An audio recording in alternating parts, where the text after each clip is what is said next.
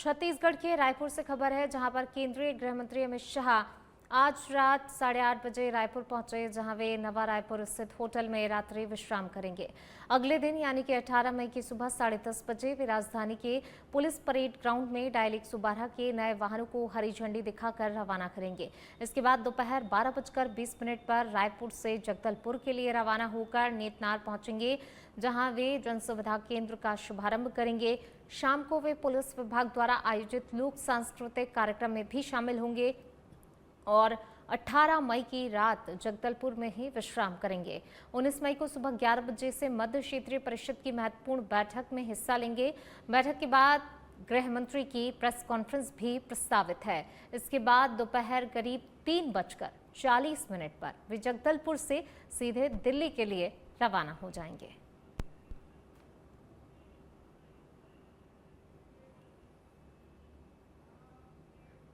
मुख्यमंत्री भजनलाल शर्मा ने रविवार को मुख्यमंत्री निवास पर वंदे गंगा जल संरक्षण जन अभियान, जल संचय जन भागीदारी 2.0 और कर्मभूमि से मातृभूमि अभियान को लेकर महत्वपूर्ण समीक्षा बैठक की।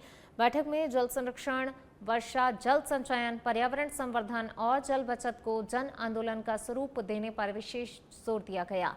इसके साथ ही प्रवासी राजस्थानियों के प्रदेश विकास में सहभागिता बढ़ाने के लिए कर्मभूमि से मातृभूमि अभियान की रूपरेखा पर भी चर्चा हुई।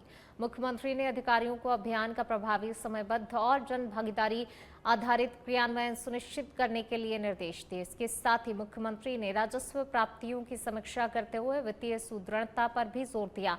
उन्होंने स्पष्ट कहा कि राजस्व अर्जन प्रक्रिया में पारदर्शिता, तकनीकी मजबूती और लक्ष्य आधारित कार्यप्रणाली सुनिश्चित की जाए, ताकि प्रदेश को वित्तीय रूप से आत्मनिर्भर और प्रगतिशील बनाया जा सके। वहीं बैठक में मुख्य सचिव वी श्रीनिवास सहित कई प्रमुख अधिकारी मौजूद रहे।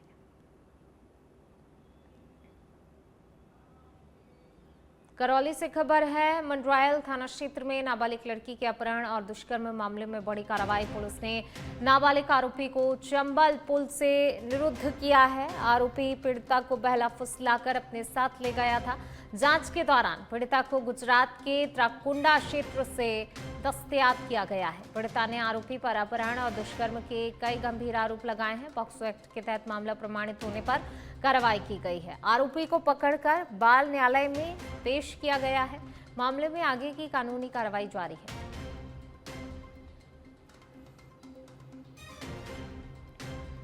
पीड़िता ने आरोपी पर अपहरण और दुष्कर्म के गंभीर आरोप लगाए। शिकायत के दौरान पीड़िता ने पॉक्सो एक्ट के तहत मामला प्रमाणित हुआ और प्रमाणित होने पर कार्रवाई की गई है।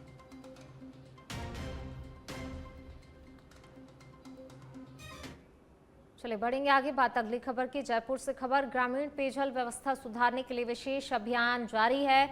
मुख्यमंत्री भजनलाल शर्मा के निर्देश पर पीएचईडी की बड़ी कार्रवाई देखने को मिली है। प्रदेश भर में 575 टीमों ने गांव-गांव पहुंचकर निरीक्षण किया है। चौथे दिन राज्य स्तरीय अभियान में 2687 शिकायतों का मौके पर ही समाधान किया गया है। 662 खराब हैंडपंपों को दुरुस्त कर फिर शुरू की गई है जल आपूर्ति। 475 पाइपलाइन लीकेज की मरम्मत कर व्यवस्था सुधारी गई है। 1598 अन्य पेयजल सुधार कार्य भी अभियान में पूरे किए गए हैं। हर शनिवार 30 जून तक चलेगा विशेष पेयजल अभियान। गर्मी में ग्रामीण इलाकों में निर्बाध जल आपूर्ति सुनिश्चित करने पर फोकस किया गया है।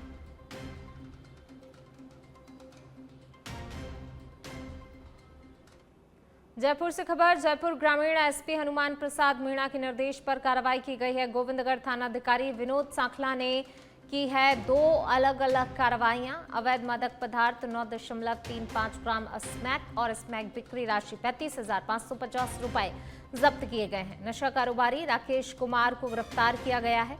अवैध हथियार सप्लाई करने के मामले में वांछित अभियुक्त अनिल उर्फ डूंगर सिंह को भी गिरफ्तार किया गया है। अभियुक्त पर अनेक थानों में गंभीर प्रवृत्ति के प्रकरण दर्ज हैं। पूर्व में 2 आरोपियों को हथियारमय कारतूस सहित किया जा चुका है गिरफ्तार।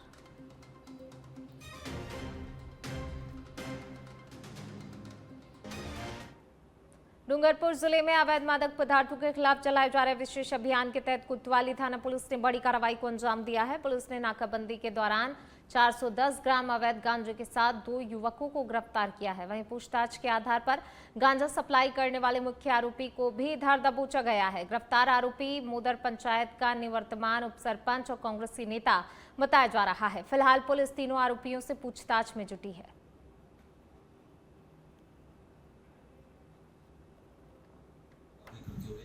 दो संदिग्ध युवकों के कब्जे से 410 ग्राम गांजा जब्त किया था और गांजा जब्त कर मुंजीम शाहरुख पिता अब्दुल रहमान निवासी लालपुरा, दूसरा नाम भी मोहम्मद शाहरुख पिता निसार मोहम्मद निवासी लालपुरा को गिरफ्तार किया गया था और उनके कब्जे से गांजा व मोटरसाइकिल को जब्त किया गया था। ये गांजा कहाँ से खरीद कर लाए थे इस संबंध में अनुसंधान किया गया तो उन्होंने गांजा जीवराज पिता रामजी कटारा निवासी मोतरफला बड़ला पुलिस थाना बिछीवाड़ा से लाना बताया, जिस पर हर दोनों मुलजिमों की निशानदेही से हिमरोजा जीवराज पर रामजी कटारा को डिटेन कर पूछताछ कर गिरफ्तार किया गया, जिससे इस संबंध में अनुसंधान। करौली जिले के मंडरायल थाना क्षेत्र में पुलिस और वन विभाग की टीम ने संयुक्त कार्रवाई करते हुए चंबल घड़ियाल प्रतिबंधित क्षेत्र से अवैध बजरी के स्टॉक को नष्ट कर दिया। थाना अधिकारी रामचंद्र मीणा ने बताया, इमरतापुरा गांव में दबिश के दौरान बड़ी मात्रा में अवैध रूप से जमा की गई बजरी मिली है, जिससे मौके पर नष्ट किया गया है। ये कार्रवाई खनिज विभाग के सहयोग से चलाए जा रहे अभियान के तहत की गई है। अधिकारियों ने स्पष्ट किया कि प्रतिबंधित क्षेत्र में अवैध खनन और भंडारण के खिलाफ आगे भी सख्त कार्रवाई जारी रहेगी।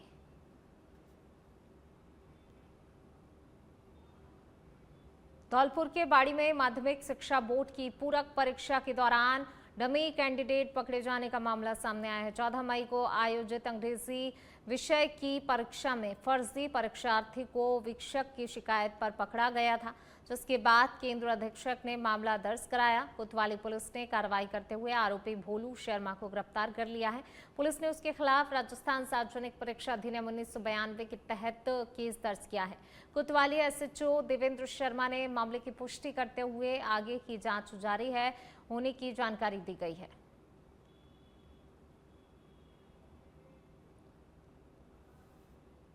करौली जिले के हिंडौन सिटी क्षेत्र के नई मंडी थाना इलाके के महमदपुर गांव में दहेज की मांग को लेकर विवाहिता की हत्या और उसके बाद गुपचुप अंतिम संस्कार करने का गंभीर मामला सामने आया।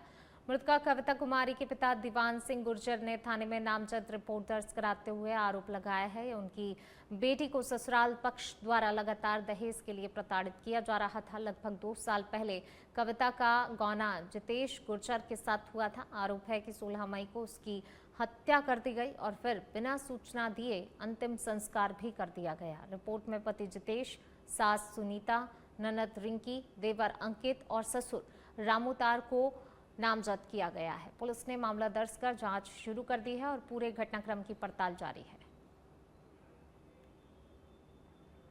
साल से दहेज से प्रताड़ित कर रहे थे उसको बहुत तेज, तो उसको दहेज से प्रताड़ित हमने बोला था उनको, तो ये बोले थे आपने दहेज नहीं दिया, ये नहीं वो नहीं, इसलिए परेशान कर रहा था, उसको टॉर्चर कर रहे थे। उनका ससुर था रामोतार, उनकी एक सास थी वो सुनीता और ननद थी रिंकी और 1-2 लड़के थे उनके देवर, और वो मारा पीटी भी कर देते थे। हमने बहुत समझा, इसके बाद फिर कल उनका फ़ोन आया था, आवाज़ नहीं आई, फिर मैंने वापस कॉल किया था उनको, तो उन्होंने बोला कि आपकी लड़की को पता नहीं क्या हो गया, पूरी घटनाक्रम नहीं बताया था। मैं पूछा वहाँ जाके सबसे पहले, कोई नहीं गया था, तो मैंने देखा वो तो मार के पटक रखी थी। वो बोले थे फांसी लगा ली इसने, तो मैंने बोला ऐसे कैसे फांसी लगा ली, मैंने जाके निशान देखे थे गले पे, तो उन्होंने कहा कि अभी लगाइए तो फांसी। मैंने निशान देखे टाइट पड़े हुए थे, वो शाम को मार दी थी उन्होंने ले दे के। और मैंने कहा कि मैं उसको पुलिस को बुला रहा हूँ, लेकिन उन्होंने मैं पकड़ लिया और मैंने भगा के मतलब फ़ोटो ले पाया हूँ उनका बस, और फिर मैं पकड़ लिया था उन्होंने, और वो ले गए थे अर्थी में लगा के। मैंने घर वालों को फ़ोन किया था, उसके बाद में घर वाले आए, जब तक उन्होंने चिता जला दी थी। केंद्रीय गृह मंत्री अमित शाह 18 और 19 मई को छत्तीसगढ़ के बस्तर संभाग के 2 दिवसीय महत्वपूर्ण दौरे पर रहेंगे, जिसे नक्सल मुक्त बस्तर के बाद उनका पहला दौरा माना जा रहा है। दौरे के पहले दिन वे वीर गुडाधुर की जन्मस्थली नेतनार पहुंचेंगे, जहां पर सीआरपीएफ कैंप में सेवा डेरा जन सुविधा केंद्र की शुरुआत की जाएगी। इस पहल के तहत ग्रामीणों को एक ही स्थान पर स्वास्थ्य, शिक्षा, बैंकिंग और सरकारी योजनाओं का लाभ मिलेगा। इसके बाद गृह मंत्री स्थानीय लोगों, नक्सल पीड़ित परिवारों और शहीद जवानों के परिजनों से भी संवाद करेंगे। दूसरे दिन जगदलपुर के होटल एम्बिशन में मध्य क्षेत्रीय परिषद की 26वीं बैठक आयोजित होगी, जिसमें उत्तर प्रदेश, उत्तराखंड, मध्य प्रदेश और छत्तीसगढ़ के मुख्यमंत्री शामिल होंगे। इस बैठक में क्षेत्रीय सुरक्षा, विकास, कनेक्टिविटी और नक्सलवाद के बाद की रणनीति पर चर्चा होगी। ये दौरा बस्तर के विकास के लिए ऐतिहासिक माना जा रहा है। बस्तर का ये एक हम सबके लिए बहुत ही गर्व का विषय, गर्व अनुभव करते हैं। जो उन्होंने एक टास्क रखा था कि बस्तर पूर्ण रूप से शांत होगा, इस दिशा में संपूर्ण रूप से बस्तर आज शांत हुआ है और नक्सल गतिविधियों पर विराम हुआ है। तो उसके बाद मध्य क्षेत्र की बैठक, और जिसमें आदरणीय हमारे केंद्रीय गृह एवं सहकारिता मंत्री आदरणीय अमित शाह जी, उनके साथ फिर 4 स्टेट के हमारे आदरणीय सभी मुख्यमंत्रीगण, छत्तीसगढ़, मध्य प्रदेश, हमारे आदरणीय योगी आदित्यनाथ जी सहित हमारे पुष्कर धामी जी, ऐसे 4 मंत्रियों की और वहां के प्रमुख मुख्य अधिकारियों की बैठक होगी। गृह मंत्री अमित शाह 2 दिवसीय प्रवास पर बस्तर आ रहे हैं। 18 और 19 तारीख को बस्तर के प्रवास पर रहेंगे, जहां नेतानार में जो कैंप है वहां पर सेवा डेरा का शुभारंभ करेंगे। कहीं ना कहीं बस्तर में जो कैंप थे नक्सलियों से लड़ने के लिए सीआरपीएफ के द्वारा स्टेब्लिश किए गए थे, लगभग 400 कैंप हैं। कल उस चीज की शुरुआत हो रही है, सेवा डेरा, जहां पर जनता के लिए कार्य होंगे, जहां पर आधार कार्ड, पैन कार्ड एवं अन्य जो मूलभूत सुविधाएं लोगों के रोजमर्रा की जिंदगी में जो काम आने वाले जो कागजात हैं, उनके लिए, जनता की सेवा के लिए उनको समर्पित किया जाएगा। उसके बाद बादल एकेडमी आएंगे। आप देख सकते हैं मेरे पीछे जो डोम बना है, इसके पीछे की साइड एक डोम बना है। वहां पर जो नक्सलवाद के खात्मे को लेकर जिन लोगों की भूमिका रही है, चाहे पत्रकार हो, समाज सेवी हो, जनता हो या फोर्स के जवान हो, उनके साथ में बैठ के वार्ता की जाएगी। रात को पुलिस के द्वारा सांस्कृतिक प्रोग्राम रखा गया है। दूसरे दिन होटल एम्बिनेशन में 4 राज्यों के मुख्यमंत्री, उत्तराखंड, उत्तर प्रदेश, मध्य प्रदेश और छत्तीसगढ़ के मुख्यमंत्रियों के साथ मध्य स्तरीय बैठक रखी जाएगी। और बस्तर को लेके भी कहीं ना कहीं बस्तर के लिए एक सूर्योदय का दिन है कि बस्तर के विकास के लिए, बस्तर की शांति के लिए और बस्तर को डेवलपमेंट करने के लिए भी बस्तर में चुनी जा रही है। मध्य स्तरीय बैठक का 26वां सम्मेलन है, उसकी भागीदारी यहाँ पर बस्तर में होगी और ये बस्तर के लिए कहीं ना कहीं एक गोल्डन पीरियड है कि बस्तर को इसके लिए चुना गया है। कैमरामैन सोमेश के साथ आरव सिन्हा, सच विदर्भ, जगदलपुर, बस्तर। भरतपुर जिले के बयाना कस्बे के बस स्टैंड स्थित भगवान परशुराम धर्मशाला में रविवार को ब्राह्मण समाज की महत्वपूर्ण बैठक आयोजित की गई। बैठक की अध्यक्षता समाज अध्यक्ष राजाराम उपाध्याय ने की। इस दौरान आगामी 24 मई को प्रस्तावित रक्तदान शिविर, 21 जून को होने वाले प्रतिभा सम्मान समारोह और भगवान परशुराम जयंती कार्यक्रम को लेकर विस्तार से चर्चा की गई। बैठक में समाज के वरिष्ठ जनों और युवाओं ने भाग लेते हुए कार्यक्रमों को भव्य एवं सफल बनाने पर विचार विमर्श किया। वक्ताओं ने कहा, रक्तदान सबसे बड़ा मानव सेवा का कार्य है, जिससे जरूरतमंदों की जान बचाई जा सकती है। निर्णय लिया गया कि रक्तदान शिविर में अधिक से अधिक युवाओं की भागीदारी सुनिश्चित की जाएगी। इसके साथ ही मेधावी विद्यार्थियों को सम्मानित करने और धार्मिक आयोजनों को भव्य रूप देने पर सहमति बनी। बैठक में समाज की एकता और संगठन को मजबूत करने पर भी जोर दिया गया। अजमेर जिले के अराई क्षेत्र के कटसुरा गांव में रविवार दोपहर अचानक लगी आग ने किसानों की मेहनत को कुछ ही समय में राख में बदल दिया। आग इतनी तेजी से फैली कि दिखते ही दिखते 3 ट्रॉली चारा पूरी तरह से जलकर नष्ट हो गया। घटना के बाद गांव में अफरा तफरी का माहौल बन गया और ग्रामीण अपने स्तर पर आग बुझाने में जुट गए। सूचना मिलने पर पुलिस प्रशासन और दमकल विभाग की टीम मौके पर पहुंची और कड़ी मशक्कत के बाद आग पर काबू पाया गया। गनीमत रही समय रहते आग को नियंत्रित कर लिया गया, वरना आसपास रखा चारा और कृषि सामग्री इसकी चपेट में आ सकती थी। फिलहाल आग लगने के कारणों का पता नहीं चल सका है। घटना के बाद किसानों में भारी नुकसान को लेकर चिंता का माहौल भी है।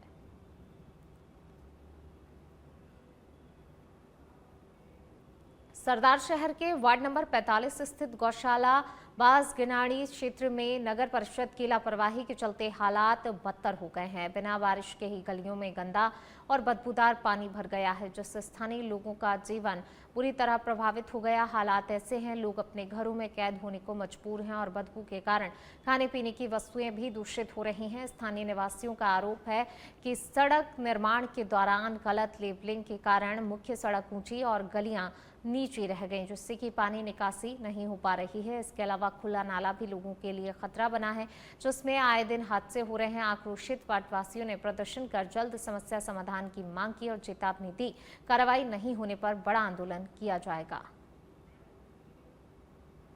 यही है कि दिन में 3 बार पानी भरी जाए बिना ही बरसात बिना। अरे मैं परेशान, छोटा छोटा टापर सारा परेशान हो रही, कोई बाहर निकल कौन सका, ना मैं की चीज लिहाज का, ना कोई सब्जी लिहाज का, ना कोई कर सका की। ये जो सड़कें हैं हमारी जो नीचे रहेगी नाले से, तो यहाँ पे क्या है कि बिना बारिश बिना किसी चीज के पानी रहता ही है यहाँ पे जमा।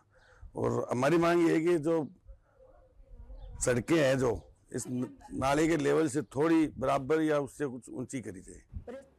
टोंक में social democratic party of India का लीडर्स कॉन्क्लेव कार्यक्रम रविवार को संपन्न हुआ, जिसमें प्रदेश और जिला स्तर के पदाधिकारी बड़ी संख्या में शामिल हुए। कार्यक्रम के मुख्य अतिथि राष्ट्रीय अध्यक्ष MK फैड्री ने संबोधित करते हुए देश में लोकतंत्र की स्थिति पर सवाल उठाया और कहा, संविधान को दरकिनार कर आम नागरिकों के अधिकारों का हनन हो रहा है। उन्होंने चुनाव आयोग की भूमिका पर प्रश्न खड़े किए और कहा, सरकारी एजेंसियों का दुरुपयोग विपक्ष को दबाने के लिए किया जा रहा है। फैजी ने संगठन को मजबूत करने के लिए बूथ स्तर तक कमेटियां बनाने और आगामी स्थानीय निकाय चुनावों में सक्रिय भागीदारी की बात कही। कार्यक्रम में अन्य नेताओं ने सामाजिक न्याय, संगठन विस्तार, जन आंदोलन पर जोर दिया। कार्यक्रम में आगामी चुनावों में प्रत्याशी उतारने की घोषणा की गई। बहुत दुष्प्रचार की बात है। टीएमसी के या टीएमसी की पॉलिसी के बारे में तो मैं बात नहीं करूंगा, लेकिन जो लोग हुमायूं कबीर के साथ एलाइन होते हैं, जो लोग लोगों को दुष्प्रचार करके ऊपर से पैराशूट आती है, जिनके 5 लोग आज जीतते हैं और कल आरजेडी में चले जाते हैं, इस वक्त तो ऑप्शन नहीं है उनके पास में, कहाँ जाएंगे? तो मैं उनके बारे में क्या बात कर सकता हूँ, दूसरी पार्टी के बारे में क्या। बांसवाड़ा जिले के कलिंजरा थाना क्षेत्र में अवैध खनन पर बड़ी कार्रवाई करते हुए जिला स्पेशल टीम, थाना पुलिस और खनिज विभाग ने संयुक्त रूप से करीब 600 टन क्वार्ट्ज पत्थर को सीज कर दिया है। पुलिस अधीक्षक सुधीर जोशी के निर्देश पर वृत्ताधिकारी बागीदौरा सुहासी जैन के नेतृत्व में टीम ने मासला गांव के पास बालावाड़ा रोड स्थित फैक्ट्री पर दबिश दी। मौके पर फैक्ट्री प्रतिनिधि नीतीश कुमार राठौर और मनु पटेल मौजूद मिले, लेकिन खनिज स्टॉक से जुड़े हुए वैध दस्तावेज प्रस्तुत नहीं कर सके। जांच में सामने आया, फैक्ट्री में मशीनों के जरिए क्वार्ट्ज पत्थरों की कटिंग का कार्य चल रहा था, जबकि संचालक होने से बंद बताया था। रिकॉर्ड में भी संदिग्ध एंट्री मिली। टीम ने पूरे स्टॉक को जियो टैगिंग, फोटोग्राफी और वीडियोग्राफी के बाद सीज कर दिया है और मामले की जांच जारी है।